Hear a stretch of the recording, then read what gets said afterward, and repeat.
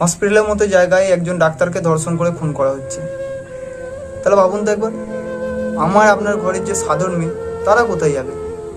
তারা কি সেফ? না, আজ কেউ সেফ না।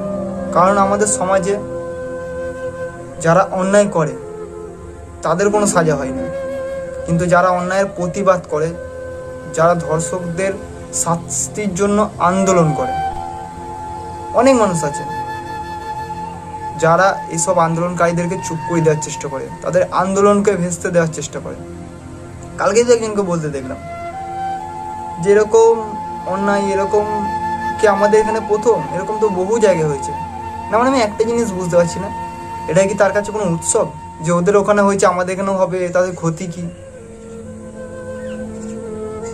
আবার অনেক মানুষ আছে যারা সব জানে, যারা সব বোঝে, যারা চাইলেই সব করতে পারে, তাও তারা চুপ থাকে। কারণ আজকে যে অন্যায়টা হয়েছে সেটা তার ঘরের কারোর সঙ্গে হয়নি। আবার অনেক মানুষ আছে যারা নিজের পার্টিকে জেতানোর জন্য, নিজের পার্টির নেতাকে জেতানোর জন্য, নিজের প্রিয় নেতাকে জেতানোর জন্য রাস্তায় নামে আন্দোলন করে,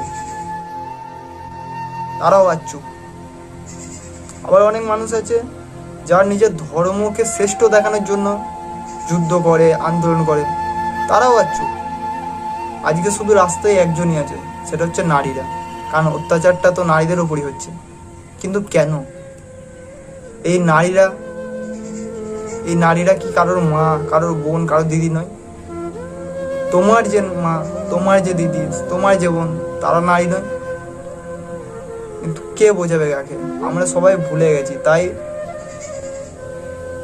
এই যেরকম অন্যায় হয়ে চলেছে দিনের পর দিন, সেরকমই চলে যাবে একদিন। একটা দিন আসবে যেদিন আমরা কিছুই বলতে পারবো না, চাইলেও আমাদের চুপ করে থাকতে হবে।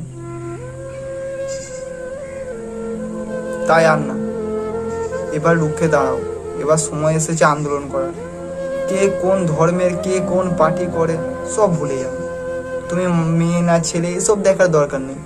একটাই জিনিস দেখো, যারা এরকম দোষ করছে তাদের যেন শাস্তি হয়, তাদের একজনও যেন বাঁচতে না পারে। তাদের এমন শাস্তি দিতে হবে, তাদের শাস্তি দেখে যেন যারা এরকম অন্যায় করে আর যারা এরকম অন্যায়কে সাপোর্ট করে, তাদের সবার আত্মা কেঁপে ওঠে।